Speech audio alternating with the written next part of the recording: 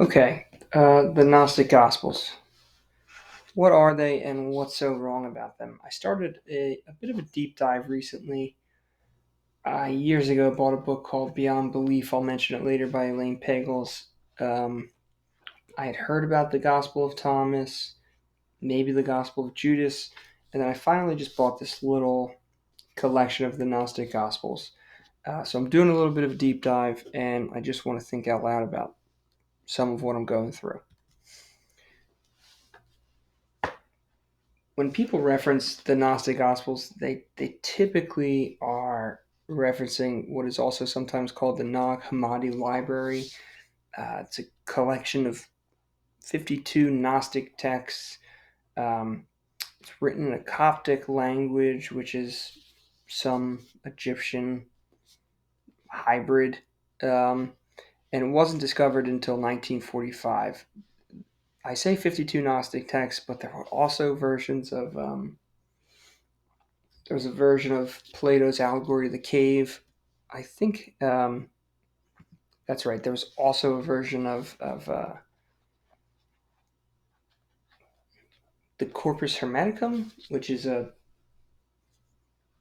sort of like a spiritual text by Hermes Trismegistus, who's become sort of like an occult figure. Um,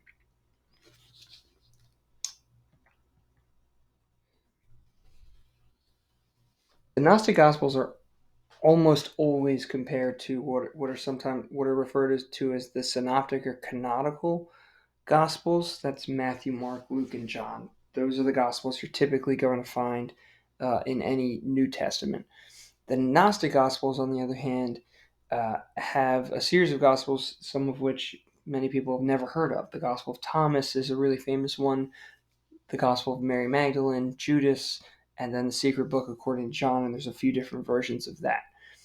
Um, I think the first thing that struck me was I didn't realize this as I was going into it. I thought it was just less agreed upon. I didn't know that it was actually controversial, and in fact ruled by the church to be a heresy or to be heretical. So it is, according to the church, the Gnostic Gospels are, according to the church, going against church teaching. And Elaine Pagels in Beyond Belief, and I think her original real famous text was something like just the Gnostic Gospels.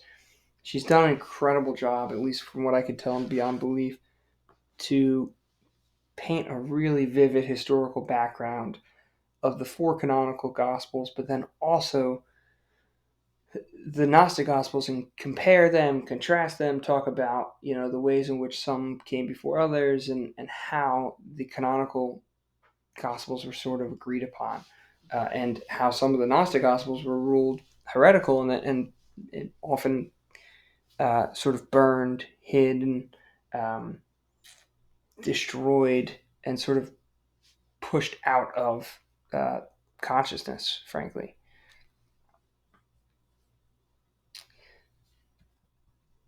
The Nag Hammadi library, for example, was found in sort of like a clay jar and was found to sort of be preserved almost in a way as to suggest that it was being hidden. Uh, as I was reading the Gnostic Gospels, I was talking to people that I know who teach theology, and some of whom are PhD students in theology um, programs. I was asking them about the Gnostics, and it was very interesting to hear them, if they weren't studying it, obviously, like so many people, they're going to fall back on sort of what they've heard about it, and these are these these are the sorts of things that I would hear. Um, they would often point to the root of Gnosticism, or the root of the word Gnosticism, as gnosis, which is having some sort of private or secret knowledge, and that the Gnostics often claimed to have some sort of private or secret knowledge.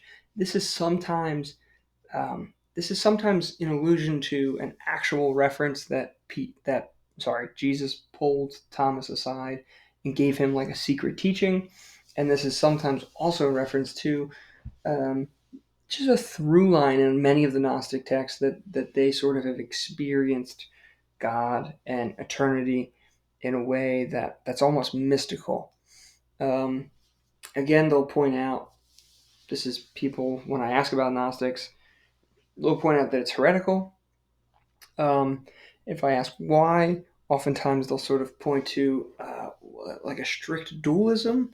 They'll often say that in the Gnostic Gospels, the body is bad and the soul is good. The kingdom of heaven is good and the kingdom of earth is bad and sinful. And then I sort of found this on Wikipedia, but it'll often, even some of the Gnostic texts will paint a different cosmology. We'll get almost into a mythology of heaven and hell and the angels and that kind of thing.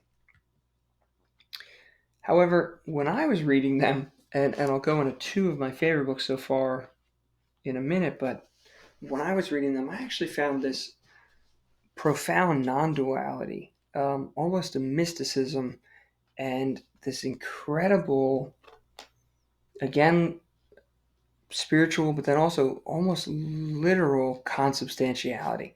And I'll elaborate on those in a second, but I found these themes of non-duality and consubstantiality. I guess it might be helpful to define them. Non-duality is, as the word would suggest, there are not two things. There is one thing, and I'll explain exactly what this means in relation to the Gnostics. But um, the Gnostics will often, or at least I'll point to Thomas and Mary Magdalene, they'll talk about returning to the source and everything sort of coming from a source. And yes, there may be differences, male and female, good and bad, but everything, almost without distinction, will return to the source. It reminds me of, again, the canonical line that is something along the lines of, God makes, I forget where it comes from, but Jesus says something along the lines of, God makes the sun and makes the rain sort of rise and fall on the evil and the good. So almost like a lack of distinction. And then consubstantiality also relates to this idea.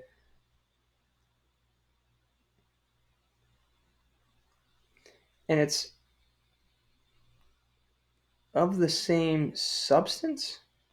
And that's the idea that we say often that the Father and Son, the Father is consubstantial with the Son. They're made of the same substance. However, here, there's sort of going to be the Father, Son, and everybody else are made of the same substance. And we get glimpses of this again in the Synoptic Gospels, and certainly throughout the Bible about man being made in God's image. But in the Gnostic text, it goes beyond image and it goes to actual common substance.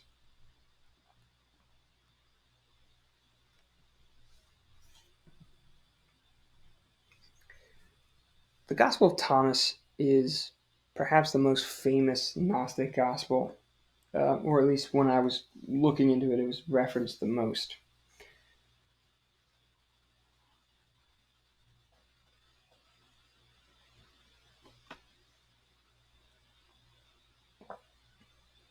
I'm going to go through some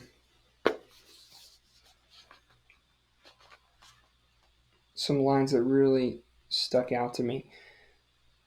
I categorized them for the most part um, by question. The first question is, when will we enter the kingdom of heaven? And these are the apostles asking Jesus. And of course, remember that this is Thomas's Jesus, so he's going to sometimes sound a little different.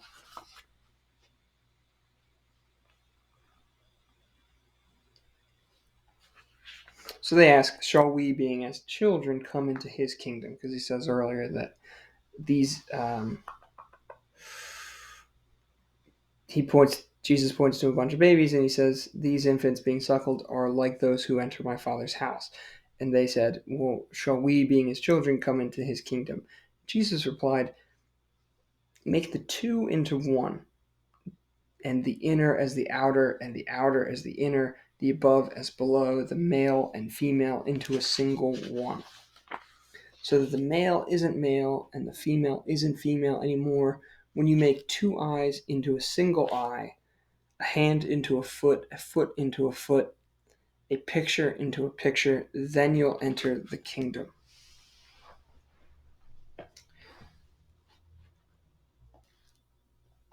And again, I think very plainly we have this idea of non-duality. He sort of says, take these pairs of opposites, two eyes, the male, the female, the two sexes, turn them into a single thing. And he says almost explicitly, make the two into the one. And then he says even later, again, when you make the two into the one, you'll be the sons of man. And the sons of man is capitalized. Sons of man, lowercase m, is sort of just humans, or like of the human race. But sons of man, capital M, always connoted sort of like a like the Son of Man, or not quite like the Messiah, but like the great Son of Man, or something like that. Um, and then again, this word consubstantiality.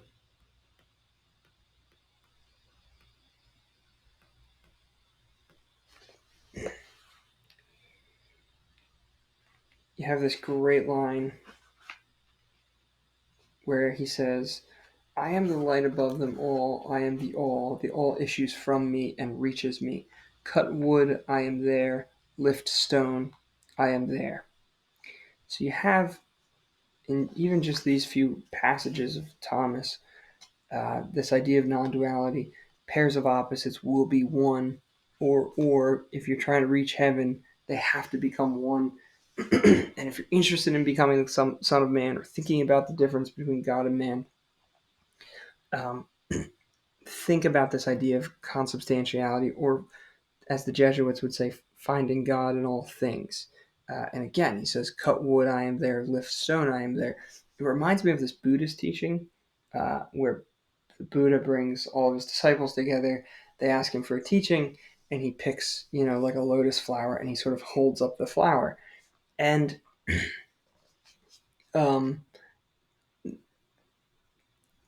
I think I read somewhere in Alan Watts that we have the impulse to say, okay, well, then everything's kind of like God, right? And Watts says, well, everything's sort of reflective of God. It's not that the flower is God, but that all of it is a piece of God, if that makes sense.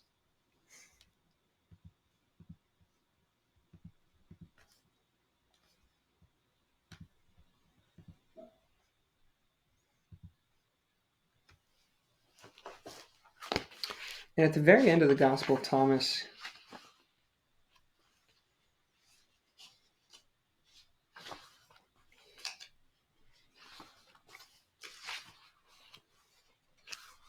let's see. At the very end of the Gospel of Thomas, Simon Peter said to the Lord and his disciples, let Mary leave us because women are unfit for the life everlasting. Jesus replied, wait, I'll guide her soul to make her as a real man in that place which transcends the differences between the sexes, so she'll become a living spirit. For each woman who makes herself male in this way and overcomes all differences will enter the kingdom of heaven. Again, consubstantiality, or rather, non-duality on display here. He who makes herself male in this way and overcomes all differences. So instead of thinking male-female, you reach a transcendent point where there are no differences between male and female. Then and only then you'll enter the kingdom of heaven. Which brings us to the Gospel of Mary Magdalene. Uh,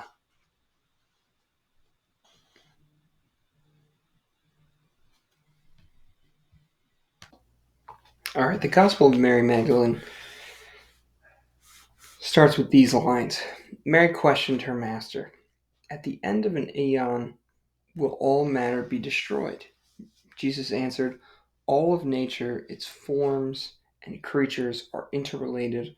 All will be returned to their original source." Excuse me. All of nature, its forms and creatures are interrelated. All will be returned to their original source. The first thing that strikes me is um, in the Bible, Mary Magdalene, I think, is a prostitute. And that question at the end of an eon, will all matter be destroyed, doesn't really sound like what I imagine that would be like. Um, but back to Jesus' answer, all of nature, its forms and creatures are interrelated. All will be returned to their original source. So we have that consubstantiality idea, and we have this original source, consubstantiality, and that non duality concept.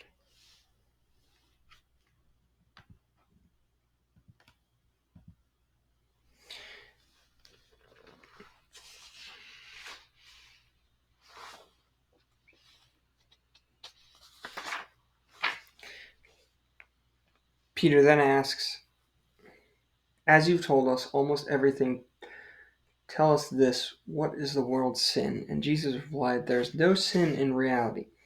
It is you who create sin when you do deeds, such as adultery, that are called sinful."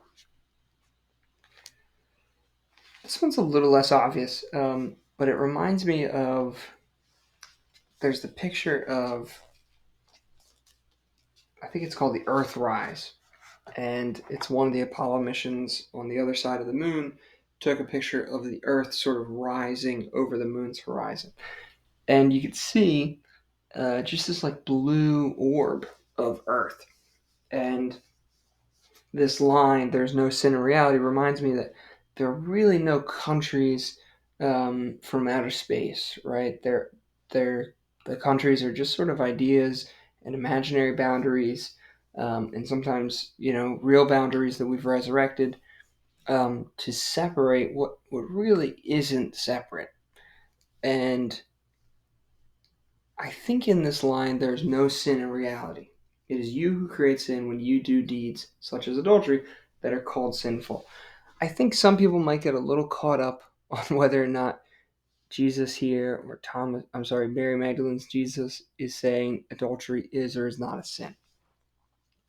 I think that's not the point. I think the point is that sin is sort of emergent. It's just a definition. Um, there is no sort of sin in nature. It's just something that we've mapped onto nature. And again, in a really loose way, I think this gets back to this idea of the original source, that the God of the Gnostic Gospels is a lot less personal. And I think you see that here, that the Gnostic Gospels God is sort of equivalent with this reality. And for him or it, there is no sin. It's us that sort of map sin onto the world.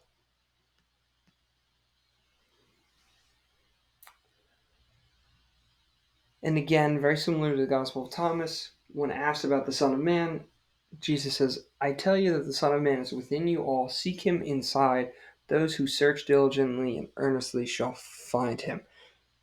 I think it's this that relates back to those themes of consubstantiality and non duality. The Son of Man is within each of us. If only we search him diligently and earnestly, will we find him. Okay. I've read a few others. I think those are the most profound ones that I've encountered so far. I read something called The Fable of the Pearl, The Gospel of Thomas, The Gospel of Mary Magdalene, Melchizedek, I can't pronounce that, The Gospel of Philip, Poimandres, and I think I'm on Poimandres now. I'm on something called The Apocalypse of the Great Power. So I'm reading my way through the Gnostic Gospels still, but there's something that I've talked about before that I think I haven't come across yet in the Gnostic Gospels. I'm not sure if it's mentioned, but it maps on. I think it'll become obvious in a second. Um, you can think of this as sort of like a Gnostic reading of the Garden of Eden. In the Garden of Eden, there are two trees. There's the tree of knowledge of good and evil and the tree of life. Uh, we humans were told not to eat from the tree of knowledge of good and evil, because on that day you'll surely die. It's the serpent that convinces Adam and Eve, of course, to attempt to be like gods, to fear that God is trying to keep something from them, and to eat from the, the tree of knowledge.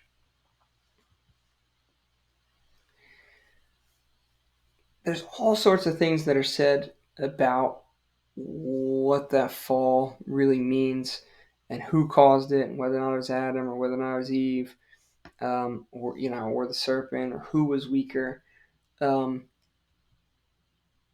and what that fall actually means. But when I think about the Gnostic reading, I think of an interpretation by Joseph Campbell that I've heard before in some of his lectures, that this tree of the knowledge of good and evil um, is sort of like duality. That is to say, good versus bad, or good and evil, or plus and minus, or up and down. The tree of the knowledge of good and evil results in differences, or um, maybe more specifically, or more accurately, the awareness of differences.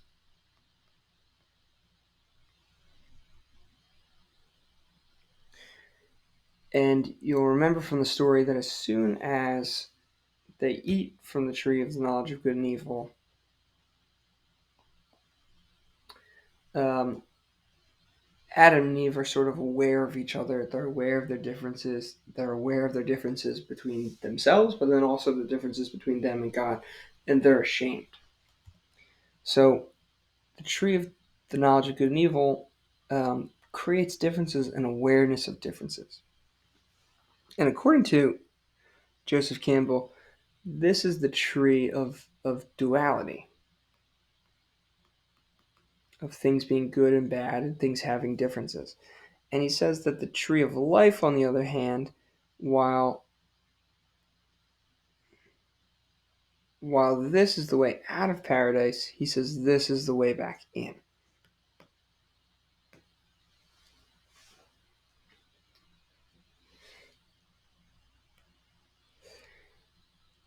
Um, so the way out of paradise, or the way out of the Garden of Eden, is to sort of be obsessed with differences, and the way in is to think about similarities, or actually sameness.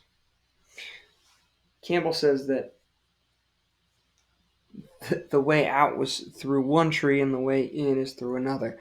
He points to the Bo tree in the Buddhist tradition, but then he also points to the the sort of the metaphorical tree of the crucifixion of Jesus, and he sort of talks about Jesus being sort of like the fruit of that tree. And if you eat of the fruit of that tree, well, what does Jesus say? Jesus says that he's essentially consubstantial with the Father, which is that he's of the same substance. And while differences is the way out of the garden, the way in the garden is one of sameness, or to realize that you're consubstantial, not just with the Father, but with all things. And the way that we think about the Father when it's capitalized like this is essentially like the source, or the Father of all things.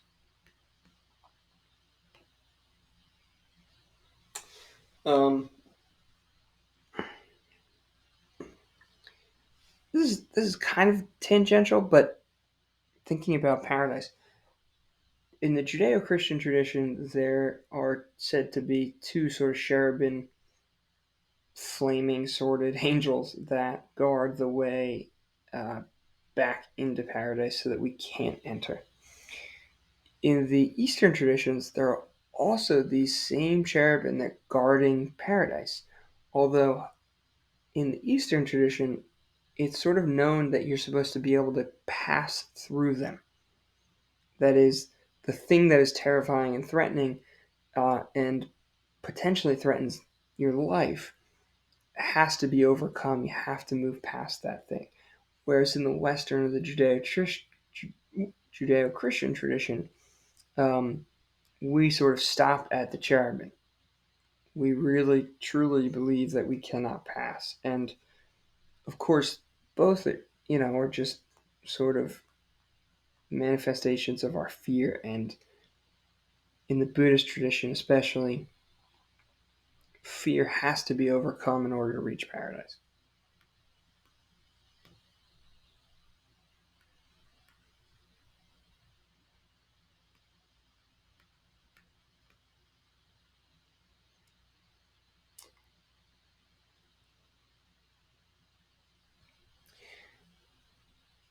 There's this line in the Synoptic Gospels and in the Gnostic Gospels from Jesus: "He who loses himself shall find himself." And I think the easiest way to think about this is, of course,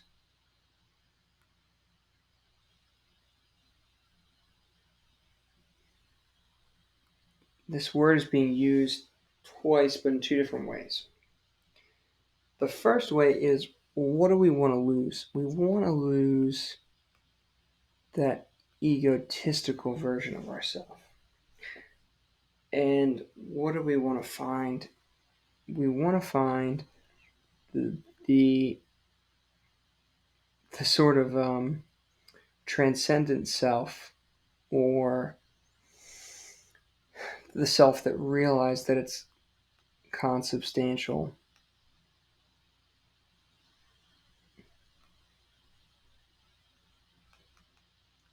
with reality.